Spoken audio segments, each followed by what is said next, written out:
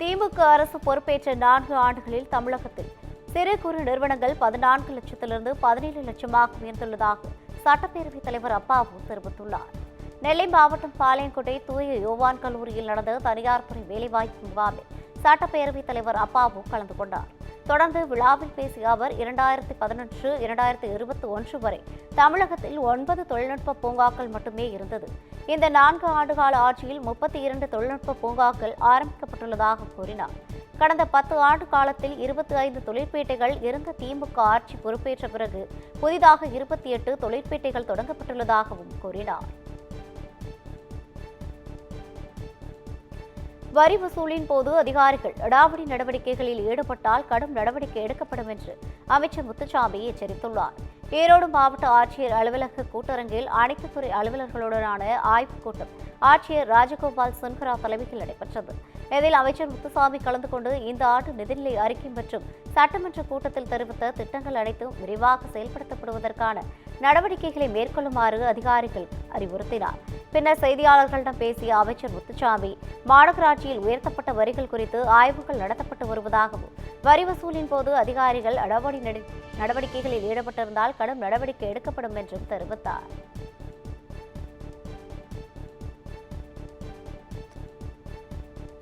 கடலூர் மாநகராட்சியில் கடப்பாடையுடன் சென்று மக்களிடம் வரி வசூலில் ஈடுபட்ட 2 மாநகராட்சி ஊழியர்கள் சஸ்பெண்ட் செய்யப்பட்டுள்ளனர். கடலூர் மாநகராட்சியாக அறிவிக்கப்பட்டதைத் தொடர்ந்து நிதி சிக்கலை தீர்க்கும் வகையில் வரி பாக்கியை வசூலிப்பதில் மாநகராட்சி ஊழியர்கள் தீவிரம் காட்டி வருகின்றனர். 10,000 ரூபாய்க்கு மேல் வரி பாக்கி வைத்துள்ளவர்களின் வீடுகளுக்கு கடப்பாறையுடன் செல்லும் ஊழியர்கள் குடிநீர் இணைப்பை துண்டிப்பதாக குற்றம் சாட்டினர். மார்ச் 31ஆம் தேதி வரை கால அவகாசம் இருந்தும் உடனடியாக வரி கட்டாவிட்டால் வீட்டை இடிப்போம் என மிரட்டுவதாகவும் புகார் எழுந்துள்ளது. இதுகுறித்த வீடியோ சமூக வலைதளத்தில் வெளியான நிலையில் சம்பந்தப்பட்ட 2 மாநகராட்சி ஊழியர்களையும் சஸ்பெண்ட் செய்து ஆணையர் உத்தரவிட்டார்.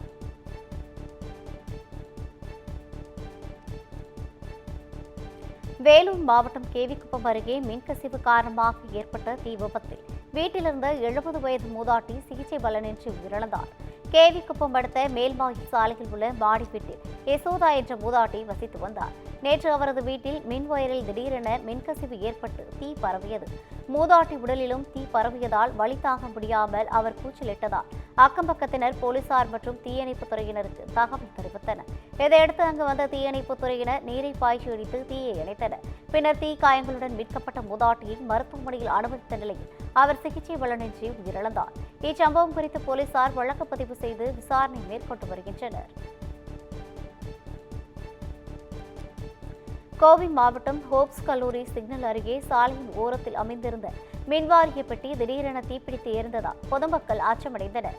அவினாசி சாலை ஹோப் கல்லூரி பெட்ரோல் பங்க் எதிரே உள்ள பேருந்து நிறுத்தத்திற்கு அருகே இருந்த மின்சார பெட்டியில் திடீரென புகை வந்தது.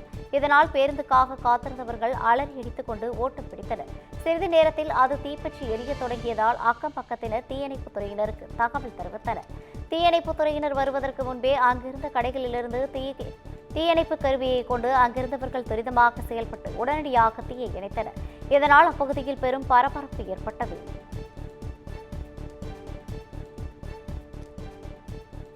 புதுச்சேரியில் தள்ளுவண்டியில் பழம் வியாபாரம் செய்த பெண்ணிடம் வாழைப்பழம் சீப்பை பைக்கில் வந்த இருவர் பறித்து செல்லும் சிசிடிவி வைரலாகி வருகிறது. புதுச்சேரி அண்ணா சாலை ராஜா திரையரங்கம் அருகே ராஜாமணி என்பவர் தள்ளுவண்டியில் பழம் வியாபாரம் செய்து வருகிறார். நேற்று இரவு முன்தினம் வாழைப்பழம் வியாபாரத்தில் ஈடுபட்டிருந்த போது அவ்வழியாக இருசக்கர வாகனத்தில் வந்த மர்ம நபர்கள் இருவர் மின்னல் வேகத்தில் தள்ளுவண்டியில் இருந்த வாழைப்பழம் சீப்பை திருடி செல்லும் சிசிடிவி காட்சி வெளியாகி தற்போது வைரலாகி வருகிறது.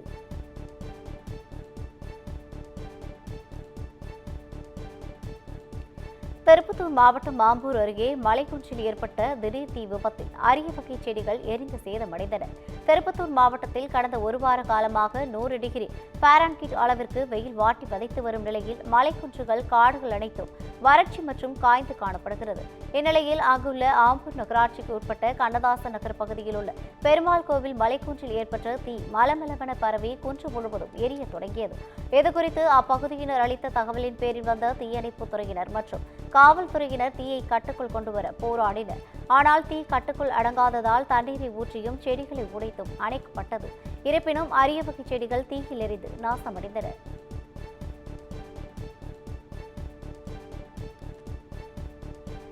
நடிகர் விஜயின் அரசியல் வருகை நன்றாக இருந்தாலும் கடவுள் என்ன நினைக்கிறாரோ அதுதான் நடக்கும் என திரைப்பட நடன இயக்குனர் கலா தெரிவித்துள்ளார். ஈரோடு மாவட்டம் அவல்பூந்தூரை அடுத்த ராட்டிசுச்சிபாளையத்தில் அமைந்துள்ள தென்னக காசி பைரவர் கோவிலில் தேய்பிறை அஷ்டமியொட்டி ஏராளமான பக்தர்கள் கொண்டு அபிஷேகம் செய்து வழிபட்டனர். இதேபோல கோவிலுக்கு திரைப்பட நடன இயக்குனர் காலா வருகை தந்து கால பைரவருக்கு பாலபிஷேகம் செய்து வழிபட்டார். தொடர்ந்து கோவிலில் இருந்த பக்தர்கள் அவருடன் செல்ஃபி எடுத்து மகிழ்ந்தனர். பின்னர் செய்தியாளர்களிடம் பேசிய அவர், விஜயின் அரசியல் வருகை நன்றாக உள்ளதாகவும் அரசியலுக்கு யார் வந்தாலும் கடவுள் என்ன நினைக்கிறாரோ அதுதான் நடக்கும் என்றும் கூறினார். எல்லாரும் வரட்டும் சார். இது உலகம் சார். உலகம் சொல்றது பெருசு, கடல் மாதிரி. யாருன்னா வரலாம், யாருன்னா ஜெயிக்கலாம். இதில் இவங்க வரக்கூடாது, அவங்க வரக்கூடாது, ஒன்றுமே கிடையாது. எல்லாரும் வரணும். நானும் விஜயோட ஒர்க் பண்ணியிருக்கேன். விஜயும் நல்ல மனிதர் தான். எல்லாரும் நல்லவங்க தான். யாரும் கெட்டவங்க சொல்ல முடியாது உலகத்தில். எல்லாரும் வரட்டும், எல்லாரும் ஜெயிக்கணும் தான் ஆசைப்படுறோம். அரசியல் பார்வைகள் எப்படி இருக்குதுன்னு நல்லா இருக்கு, நல்லா இருக்கு, எல்லாமே நல்லா இருக்கு. நம்ம அந்த கோவிலுக்கு சாமியை வேண்டணும். சாமி என்ன நினைக்கிறாரோ அதுதான் நடக்கும். நாம எது நடந்தாலும் கிடையாது. அரசியலா இருந்தாலும் கடவுள் யாரை எழுதி வச்சிருக்காரோ அதுதான் நடக்கும். ஏனாமில் நகை திருட்டு வழக்கில் சிறையில் அடைக்கப்பட்ட விசாரணை கைதி தப்பி ஓட்டத்தை அடுத்து அவரை பிடிக்கும் பணியில் போலீசார் தீவிரமாக ஈடுபட்டனர்.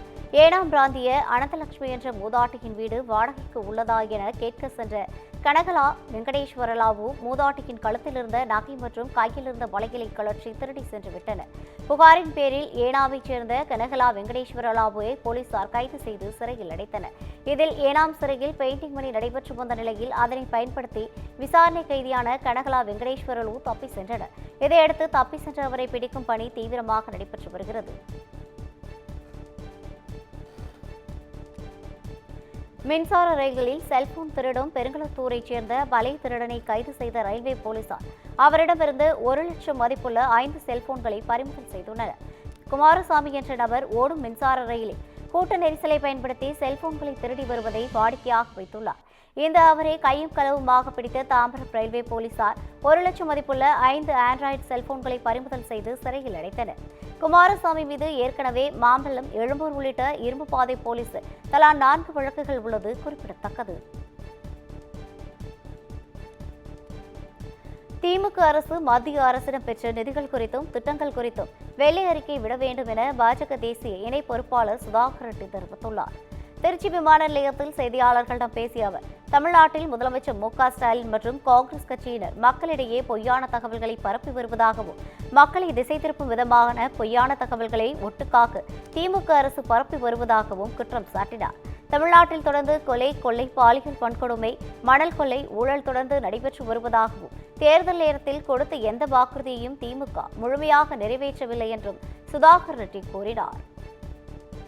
குமுதம் மற்றும் தமிழ்நாடு மின்சார வாரியம் இணைந்து வழங்கும் சிக்கனமும் பாதுகாப்பும் யூஸ்ஃபுல் டிப்ஸ். மின் நுகர்வோர் சேவை மையம். மின் கட்டணம் தொடர்பான சந்தேகங்கள், இலவச மின் இணைப்பு குறித்த தகவல்கள், பழுதடைந்த மின் கம்பங்கள் அல்லது பில்லர் பாக்ஸ் குறித்த தகவல் தர, மின் இணைப்பு பெயர் மாற்றம் குறித்த சந்தேகம், இவை அனைத்திற்கும் 9497 9497 என்ற எண்ணை தொடர்பு கொள்ளவும்.